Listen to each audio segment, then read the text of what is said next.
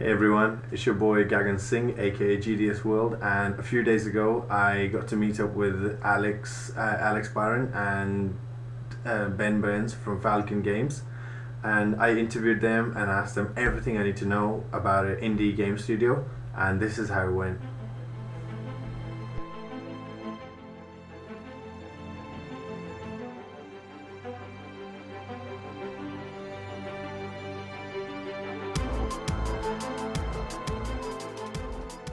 Okay, so I really have this question. It's really a burning question I really want to ask you first, which is why indie studio? After you finish, you guys said you went to uni, you did your course and you did your...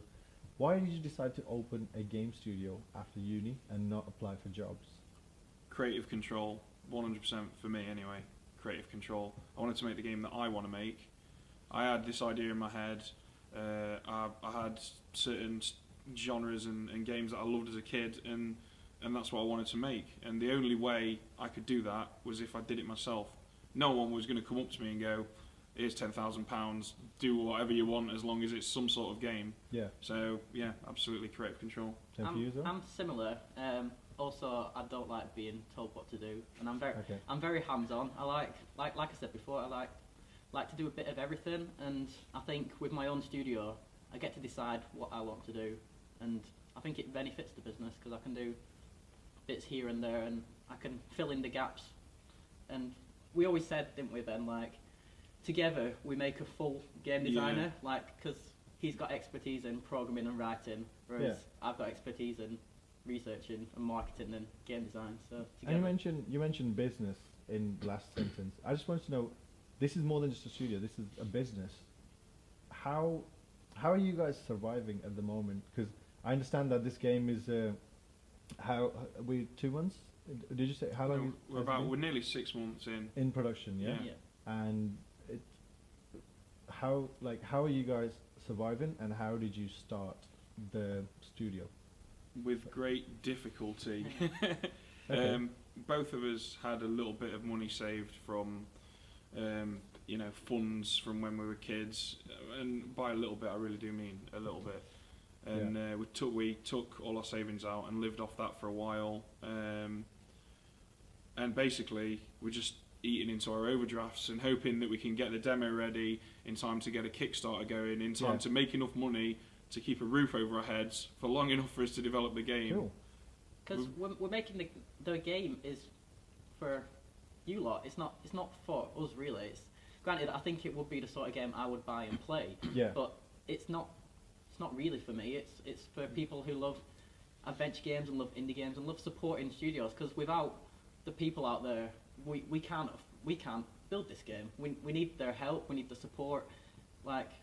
And also we just once was at an event called Game City, and just seeing like young kids, like not really young, like age 8 and stuff, playing our game. Like in my mind, I didn't think they'd be able to comprehend and get through it, but they slaughtered it. That's awesome. That's awesome. And they enjoyed playing it. They were laughing at it, and it's a pleasure to see, especially young kids enjoying a game that isn't killing people.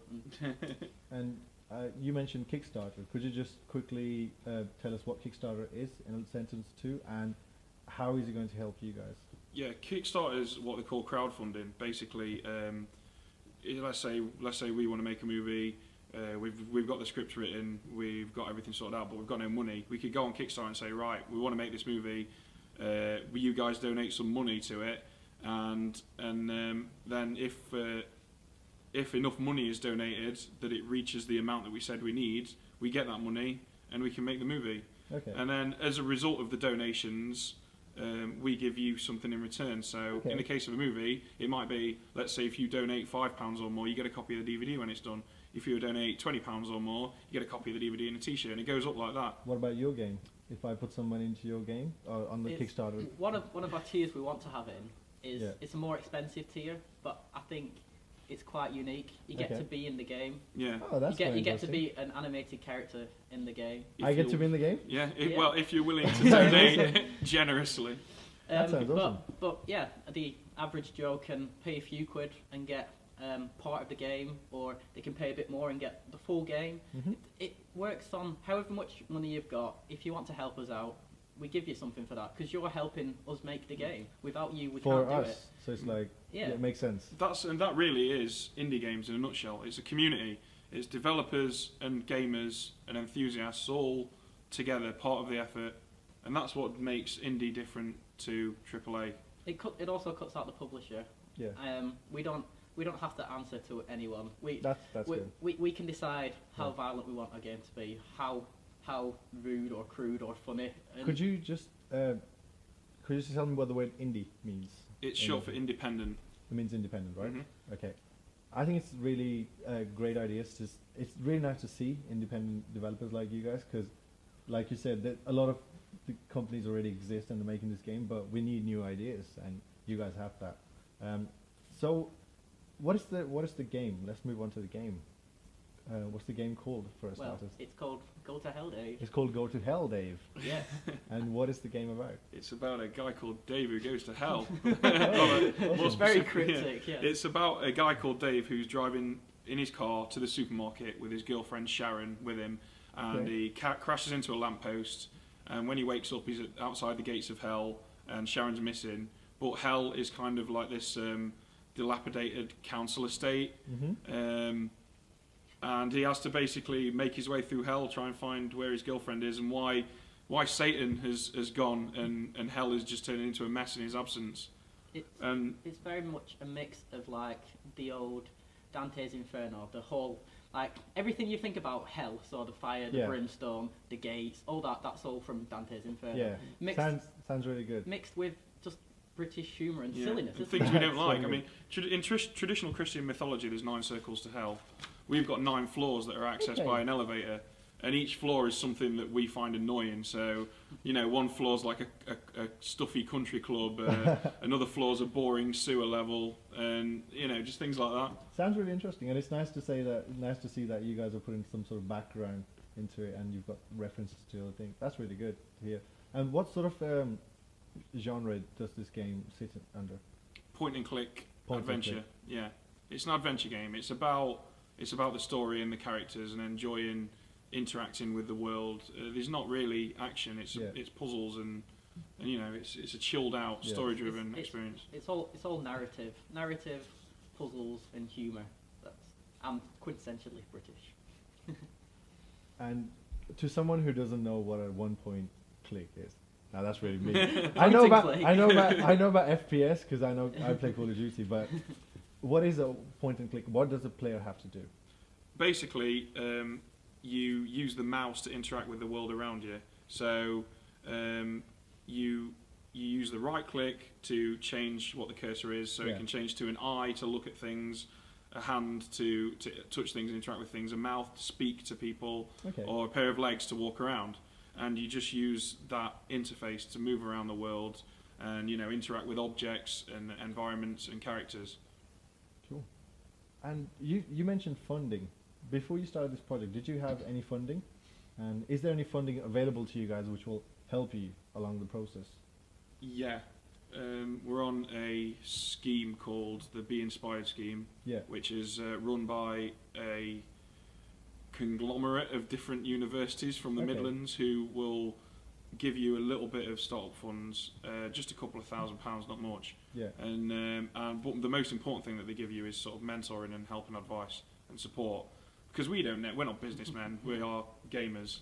Okay, so this is business advice, not gaming advice. Yeah, no. There's a slight difference. They don't know anything about games. This is more about the business side of things, yeah? Yeah. And you said it's a fund, so you don't have to pay back.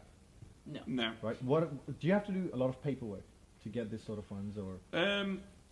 There is a fair bit, but I wouldn't say an unreasonably large amount, because at the end of the day, they don't want you to be spending all their money on nachos and lager. So you've got to prove that the things that you're buying is what you need.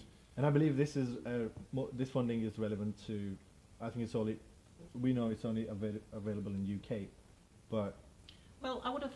There will be, if you're checking with your universities, colleges, or government schemes in your own countries. I'm sure there's other schemes about there I'd that say that help you out. most academic establishments will have something like this, and It's- if not, it's you should be worth asking them asking. why not. Yeah. You're saying it's worth asking. Yeah, definitely, without a doubt. And even if your uni or your college or your school doesn't, chances are your government will Yeah. as well. If you can prove that you've got a solid idea, and if you can prove that you think it can make money, So you're saying anyone can? If I'm passionate, I can make Yeah. it. Good. anyone can. Yeah. Yeah, And it can be anything. Like, it's all about the scale of your Yeah. vision at the end of the day. we know all sorts of businesses that have managed to get funding from like making cakes or making artwork or editing audio. It doesn't matter. So, the next question I wanted to ask you guys was, you guys said you finished university and you got onto this,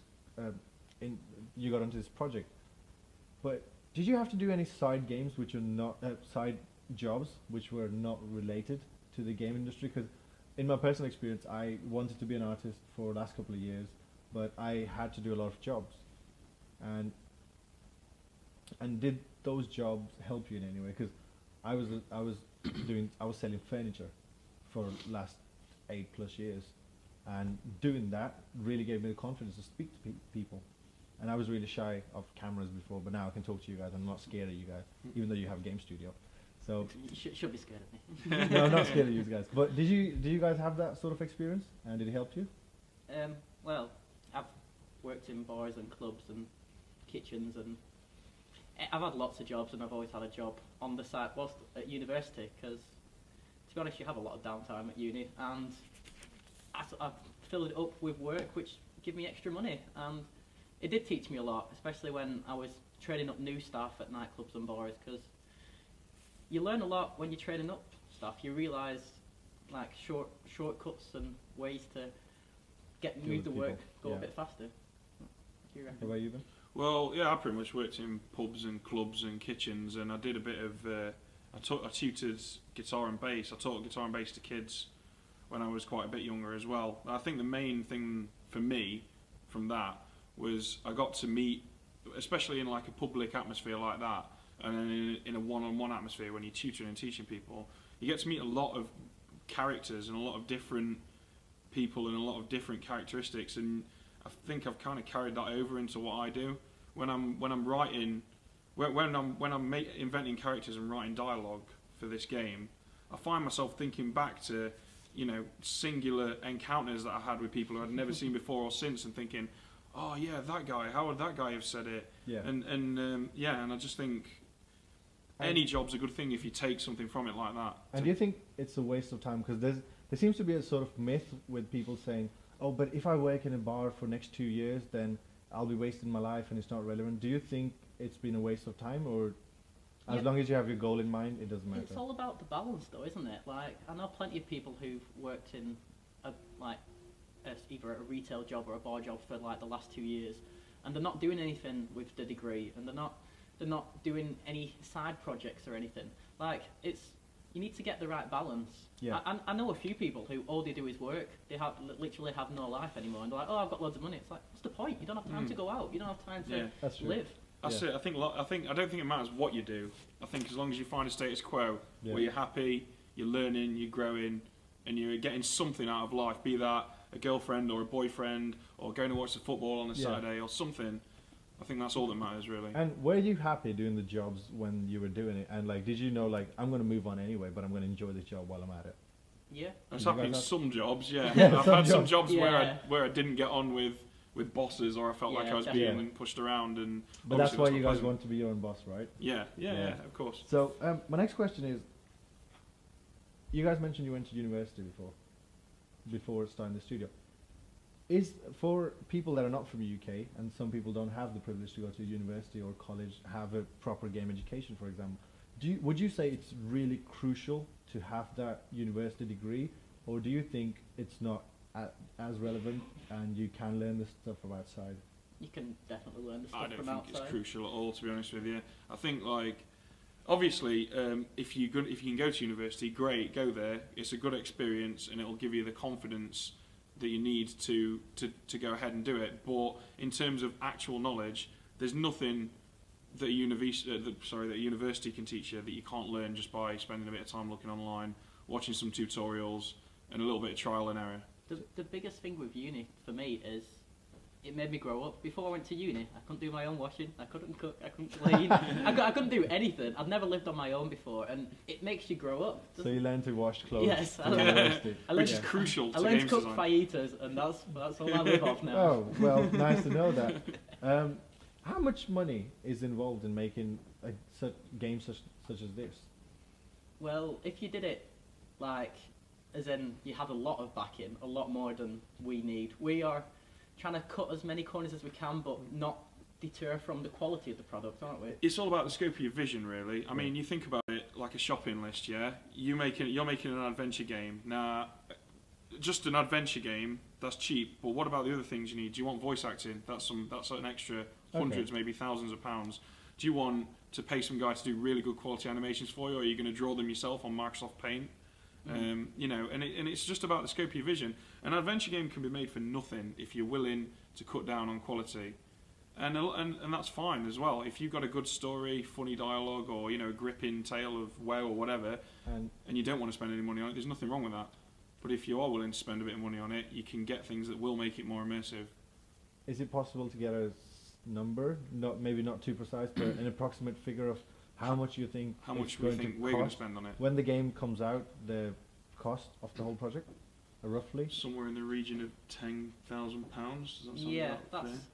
That's pretty cheap, really. Yeah, that's very cheap. And what does that include? Because you've mentioned 10,000. Now, personally, I thought it's going to cost a lot more than that. Because I'm thinking of printing DVDs, advertising, and stuff like that. I was thinking more like 45,000 plus.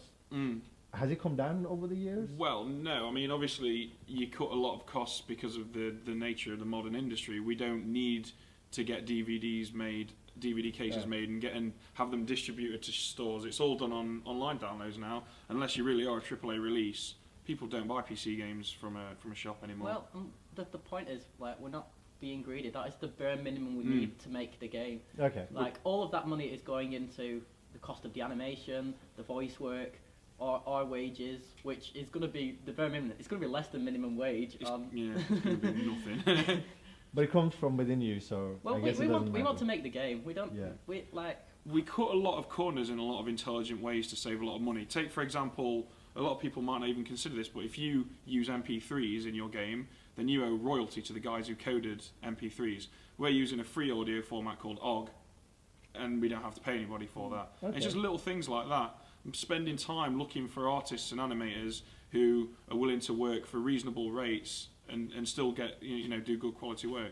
Okay. Taking chances on guys who have only just come out of university, as opposed to guys who've got massive portfolios of work and can demand high prices. So we'll move on to art in a minute, but before I go there, can I just you mentioned that it depends a lot on skills. If you guys have the skills, then you don't have to outsource it, but if you don't have, you have to outsource it. Makes sense. Could you just if I was to ask you, list your abilities in this whole process on making the game, what would you say you could do? You go first, Ben. Okay. I'll make it easy for you. So if it was like, someone like Activision, they will need a lead director, they'll need a director, art department, they'll need junior artist, senior artist. Yeah. What skills do you think you have which you bring into this game? Okay. My role when it comes to designing this game is programming, audio, that's both Foley, sound effects, music composition, editing, voice acting, everything, and sort of writing dialogue, creating characters, all of what you'd call narratology, or the narratological elements of it, the story. And I'm also the accountant, which is the least fun of all those things. Yeah. I guess that's kind of it for me, really, isn't it? I mean, yeah, go on. What about you, Alex? Like I've always said, I'm odd job man, master of none. I do a bit of everything. I design all the backgrounds. We both together design the characters, like how they'll look and stuff like that. But then I tend to finalise it and tweak it. Yeah. You mean design, not paint, yeah? Yeah. Just design. I can't draw for toffee, but I can visualise it in 3D and I can pass it on to the artist, and through a series of emails we'll get the final result. Yeah. I do that. I tend to do the marketing, so all the Facebook groups. If you ever message anyone on Facebook or email, it'll be me you're talking to. I also hire all the artists, so I scout out the best talent, but we'll probably go on to that at some Yeah. point. I also do a lot of the engine work, I get the art from the artist, I customise it in Photoshop so it will work in the engine, and then I'll add it to the engine, and sometimes that takes quite a few days to do it. Wow. And there's other bits and bobs I do really. I can do video editing if needed to be. Wow. If Ben needs help with anything else, I'll gladly help him. Guys, really. that's a lot of skills you guys need, and I'm sure a big studio will have 200 plus people doing the exact same Yeah, thing. yeah, definitely. How do you guys manage your time, and what are sort of your sleeping patterns? Now, you guys will have to be honest with this one. I really want to know your sleeping patterns. I'm interested. Mine varies heavily depending on how, because I've got obviously any normal. Some days I'll get up and I'll be working on the game for like 10, 11 hours, 12 hours, just having loads of fun, really enjoying what I'm doing and not wanting to put it down. Yeah. But other days I'll get up, have my morning coffee, have a bacon sandwich or whatever, sit in front of the game, work for an hour and a half, and just think, oh God, I'm just not in the mood today, Yeah. and then give up for the rest of the day. Yeah. But every week, there's at least like 40 plus hours Oh, that's into the good. game, Oh, at least. It's a bit different because a lot of what I do is through email and through my phone. So I do what I would normally do, but then I'll spend like an hour every day doing emails, and then it all depends on what's happening. So if I get a new piece of artwork from the artist, it'll take me a day to sort all that, like for instance like a background. For me to sort that out so it's ready for engine, it takes me about a day, and then I put that in the engine, then I pass it back on to Ben to sort out other stuff with it. So it all depends on what I'm doing at the moment. And if I'm not doing that much, then instead I'll be pushing it marketing-wise. I'll be posting on DeviantArt, I'll be posting on Facebook and Twitter and... Cool. So the name of the game is finding something for yourself to do. When you're waiting for art or animation to come in, find something That's a really to good do. point. That's Work a really on good some point. audio, get some you marketing should done. never have nothing to do, That's a really good point. regardless of what you're doing. And before we move on, I was just going to ask you, how you said you spent 6 months on this game so far, or about that time. Yeah. How much longer do you need on this game, and when is it coming out? The demo will be out in about a month. Yeah, definitely. Okay. Is the plan. Yeah. What's in the demo? What can I The demo will be, probably about, 45 minutes worth of gameplay. The demo is essentially one complete level that we're giving for free. Okay. It's not just a demo like when you play like one tiny bit of a game. It's a full level, so it's going to take you, at least an hour, if not longer, I would have thought. It depends how good you are. And is there really. no time limit? Is there a time limit? No. It's basically, it's the first few puzzles of the game. Yeah. It'll all be fully voice acted and everything. Yeah. And we're basically, at the moment, we're just working to get that ready and done. And then we will be giving the demo away for free to anybody, Mm-hmm. in the hopes that it will prove that we're capable of making a good game and they'll want to donate to our Kickstarter project. Cool. And hopefully people will like it and they'll want a bit more. And without their funding, we can't give them a bit more. Really. See, Right. little guys like us, we need to get a bit of a leg up on the competition, really. Cool. And most guys have just got a pitch video. We're going to give you a demo. Right, Yeah. now on to my favourite part. The art stuff. Yeah. How do you guys go about looking for an artist, and how hard is it? Well, I do all the art stuff, as in Okay. looking for artists, and I basically post on the job forums on DeviantArt, and I might be a bit vague on what I want, but as soon as someone contacts me, and I'll track. What I really love is pretty much someone who emails me saying, "Oh, I like your project. Here's my art." I don't want to see, "Oh, I worked on this game. I worked on that game. Oh, look at all this that I've done." I just want to see the artwork and see that you're passionate about what you do. To be honest, I actually don't care if you don't like our game, as long as you like doing what you do and you don't mind how much we want to pay you. Like I'm very, I don't even know how to put it. I like to try and be fair with my artists, but I'm very stern. I know what I like, and I like to support my artists as much as I can, and hope to give back to our artists, because to us it probably doesn't mean much, the artwork, apart from completing our game, but then you can put that on your portfolio and say, "Oh look, Right. I was on a game in Exposure Steam, for me, and and other artists. you help us and we will help you." Really, I love all my artists. Like, I couldn't ask for a better bunch of guys and girls, and they're all over all over the world. Got one in Australia, 2 in England, one in Brazil, one in the Philippines, one in Philippines, Oh. and one in Poland. Like, that's the one thing that me and Ben can't do. We can't draw, so we need artists. And there's this sort of myth in the industry about, you know, all these artists applying for jobs with big companies and saying, oh, hire me, when you guys can do with more artwork. Let's say, for example, there's never enough artwork Yeah. is there for a game. The myth basically is something like, you know, we can't go to an indie company because they don't pay. I want to know from you, is that true or is that not true? No, it's not true at all. I mean, obviously, Activision have got bajillions of dollars to invest, and we've got a tight budget. But you know, we'll negotiate and we'll pay fairly. We'd like to think as like, granted, we won't pay as much as like a big AAA company. But what I do a lot is our artists become part of the game. Like a lot of times, I'll say to our background artist, "What do you think for this bit? Would you like to do it this way or that way?" And they're much more part of the project than just, here, draw me a picture of a swan. That's not how it is. It's like, what would you like? Yeah, creative input. That's what we like, and that's something that you won't get if you work with Activision. Not to the same, or a AAA studio. Yeah, we're not to the same single out in. And more importantly, we want to share success with the guys who work with us as well. Yeah. If this game makes insanely large amounts of money, we will definitely ensure that a good chunk of that goes to the guys who were willing to work for a little bit less to help us get this product out there. And do you guys prefer if, let's say, I contact you and say, I'm an artist, I have some free time on me, and I can help you with this project, I think it's really interesting, or would you rather go out to the artist and fish them out? I don't. If people want to email us, they're welcome to. I'll add your email to the YouTube like, page. Yeah. We're always looking for new background artists or animators or comic book artists, whatever your skill. Like I was looking the other day, and there was this guy who does 3D renders of PC cases. All right. I thought that was very interesting, and to have a professionally done 3D render of a PC case, that sounds cool to me. And what else do you need in a game apart from, because you guys can do some of the stuff and then you hire artists.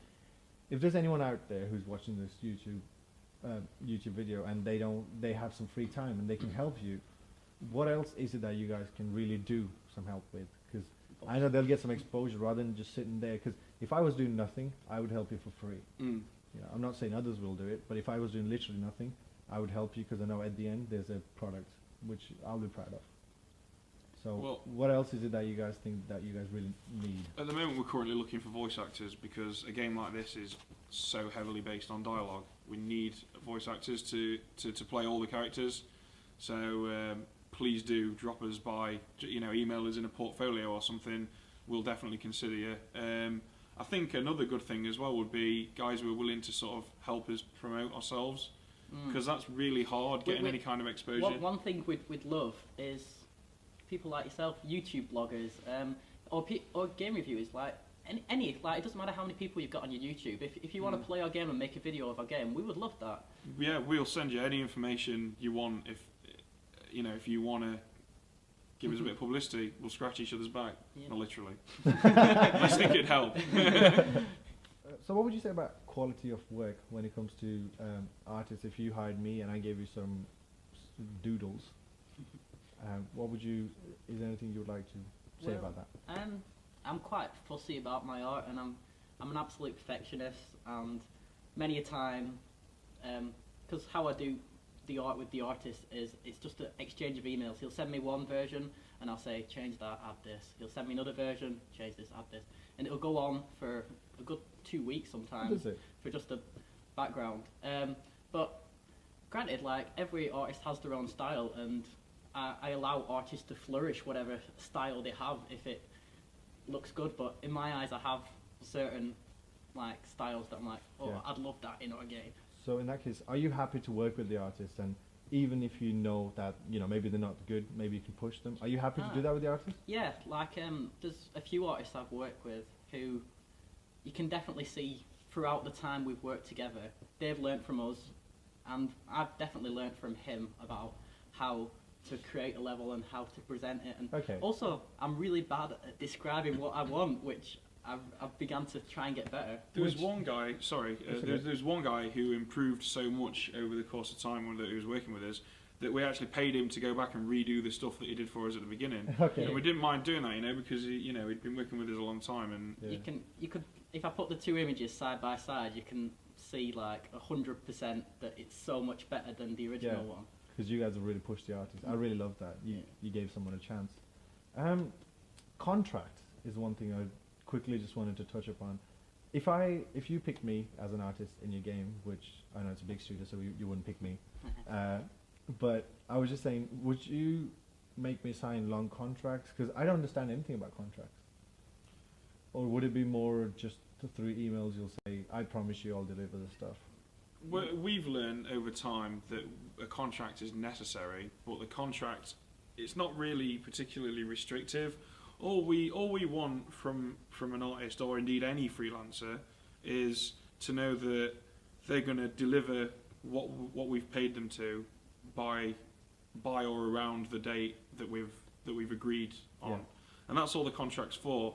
And it also, it's just to make sure that people are afraid of contracts, but really a good contract is something that benefits both sides, both parties. It protects both parties. Yeah, and that's it. And our contracts, basically, all they are just to agree on a date, agree on an amount of money, agree on what work we're doing, and also to make sure that those guys know that they can use that work in their portfolio if they want to, and we're allowed to alter it a little bit if we feel like we need to make it work in the engine. And that's it, really. Yeah, and they also help ensure that they get the deposit so that they can continue to work, because we do know the artists need something to live off as well. So we pay the deposit, and then when they give us the final piece, then they get the final payment, or either way around. To be honest, normally it's we pay them, and then they give us the final piece. Yeah. Okay, so being in the picture now, you guys are in the game studio. If you guys, before you started, I wanted to ask you, what have you guys learned so far from being within the studio, which you didn't know about? Is there any real eye-openers? I think it's mostly business concepts that we've learned, isn't it, really? A lot of it is just make sure you value your time, because you're the only one who's going to. No one else is going to value your time. Make the most of it. Like, there's definitely days where I've felt down and I haven't been able to get much work done. And then I've kicked myself, and then the next day I've gone, well, I didn't do much yesterday, so I'm going to do twice as much today. It's important not to let anybody tell you that you don't know what you're doing as well, because I've spent 5 years at university studying games programming and then games audio design, and I've spent 6 months running my own studio in the industry. And a lot of people look at that and go, well, you've got 6 months experience. No, I've got 5 years and 6 months experience. That's a good point. And if you've spent a couple of years messing around working on mods for Half-Life Engine or whatever it is you're doing, and then you think, right, now's the time I'm going to make a game, you're not a beginner. You've got 2 years of experience under your belt, and make sure you carry yourself like that, as though you have. That's a really good point. And don't be afraid to get advice off other people. You never be too arrogant to think you know everything. Like, we don't know everything, and I'd love to chat to someone else in exactly the same position as us and see what their experiences are and how we can learn from their mistakes and they can learn from ours. Okay, so other indie companies are not in direct competition because they must be working on different games. So would you prefer they get in touch with you and be like, oh, we did this and you guys did that? Would you like? Oh, we'd love that. I have already. I've emailed other indie studios just to ask for advice, and some of them have given it quite freely, and again, that's the indie ethos. Emails us. We'll gladly tell you it together. So if you guys were to roll back the camera and go back 5 years, you said 5.5 years, before you started uni, just after your school or college, having this information you have now, what would you have done differently? You have 5.5 years. Well, I was going to do film originally, so I did a U-turn before I went to uni and decided to do games, seeing as I love games so much. But what would you have done differently? I don't know. I think it's good that you make mistakes. You learn from your mistakes. Someone can tell you, oh, building a house this way is wrong, but until you do it, you don't really feel it. Do you know?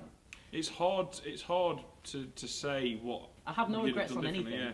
Because the road that I've taken, whether deliberate or accidental, is what's led me to the point I'm at now. If I'd have done things differently, Yeah. I mean, when I was 18 and just starting uni, even though I was studying a games course, I didn't want to make games. I wanted to be a rock star. I wanted to stand on stage with a guitar and headbang with my not quite dreads at the time, and and that's what I wanted to do. And I felt like I was almost only going to uni just so that I could prolong the period of time where I didn't have to get a job and I could keep being in bands. Okay, cool. What information isn't out there, do you think, that you would have liked to that you would like to know now or before you started the game studio?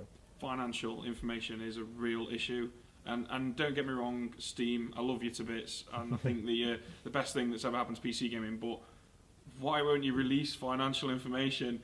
It would have been awesome for us to know roughly how much other games that are similar to ours, like Gemini Rue, that are like literally made in the same engine as ours. It would be wonderful to know how much money they've made, so that we can gauge, what kind of money we might make, and take less risks or make more educated guesses.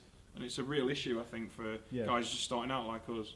A lot of it's speculation. Like if you just get a bit of figures, you can plan for the worst, and you can sort of see if it's a feasible endeavour. But what if, let's say for example, the game you talked about what if there was information available and they said this game cost £1 million to make? Do you reckon that would demoralise you to make the game you made, or it would just change the course of actions you would take? The thing is, it's not about how much it costs, because we can look at a game as professionals, I guess, kind of. We can look at a game. You are professional. There's no doubt in that. We can look at a game and tell roughly how much it will have cost to make, just by looking at its assets and whatnot. The issue is knowing how much it's made, knowing how many people are willing to buy that sort of game. Yeah. And then knowing whether or not we're going to make any money and whether or not our investments are sound. That's the issue, not how much it costs. Moving on to exposure and advertisement. What have you guys done so far, and what more would you like in terms of exposure? It's guerrilla tactics at the moment, isn't it really? And it's all on Alex. Well, we've done lots of bits and bobs. We're on Steam Greenlight. That was one of the big steps. You have to pay to be on Steam Greenlight, but it's not that much. It's only 70 quid.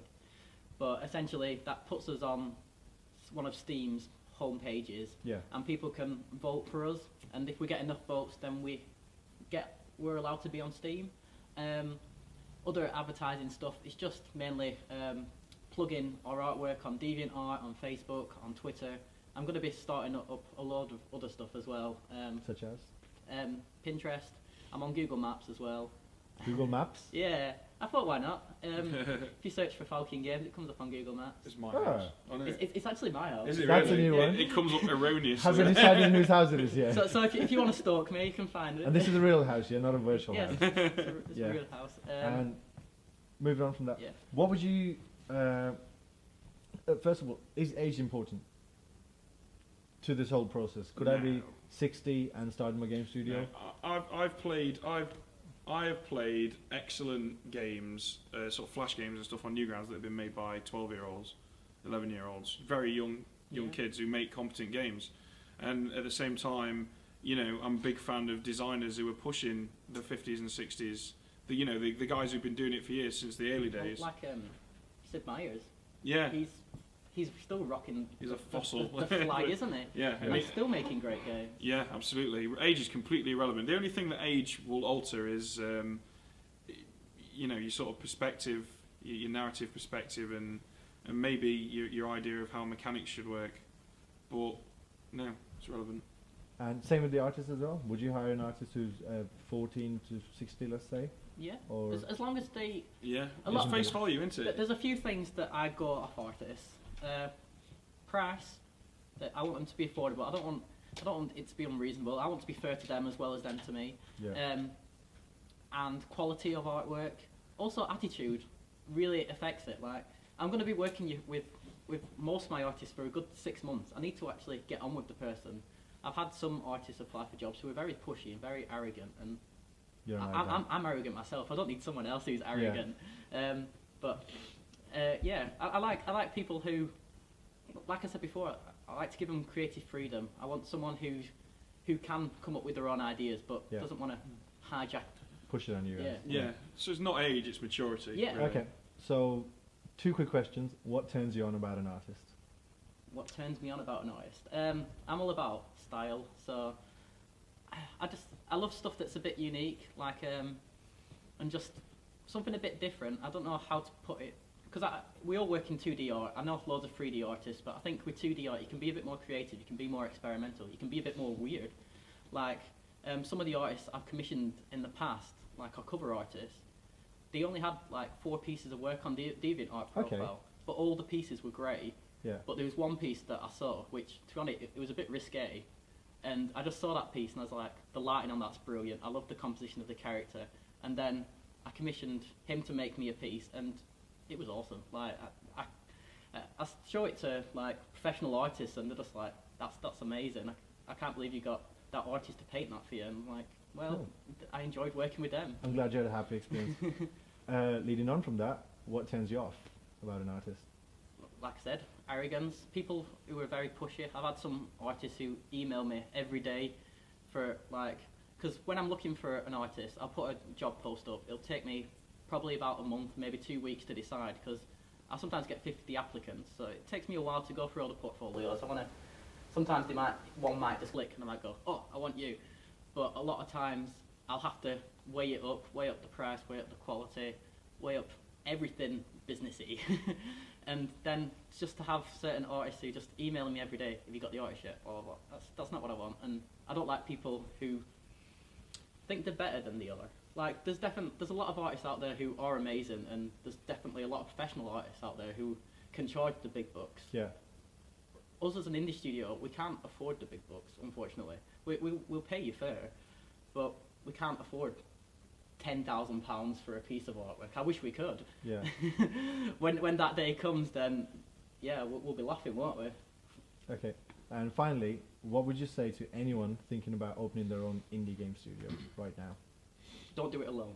Yeah, don't do it alone. Get somebody. That's it. Work with somebody, or surround yourself with people who can help you, because many hands make light work. Yeah, pretty much. And make, like with me and Ben, we're completely different skill sets, and we do clash heads quite a lot, which is good. We sort of have discussions, and some people may say arguments, but they're not really. They're more discussions about stuff, and completely different skills. It's what you need, don't you? You need a team full of people who all have different skills, all have the purpose. If you had a team full of designers and no programmers, you're not going to be able to make anything.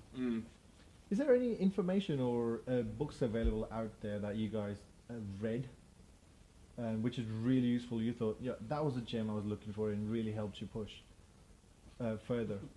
I wish. I don't read books. No. Magazines at best, aren't they? Like. Yeah, I mean, if at the end of the day, if you're going to want to go into an industry, then I would strongly recommend reading the journals of that industry. I read every month. I read PC Gamer and Edge magazine.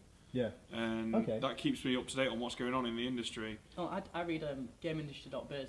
That's news that's purely focused on games. So which companies are going bankrupt, which companies are going well, and it gives me the know-how and gives me a lot of insight into how the industry is going. Cool. Well, guys, thank you so much for the interview. I really enjoyed that, and I'm looking forward to your games coming out. Cheers, man. Thank you. Go to hell, Dave. Cheers.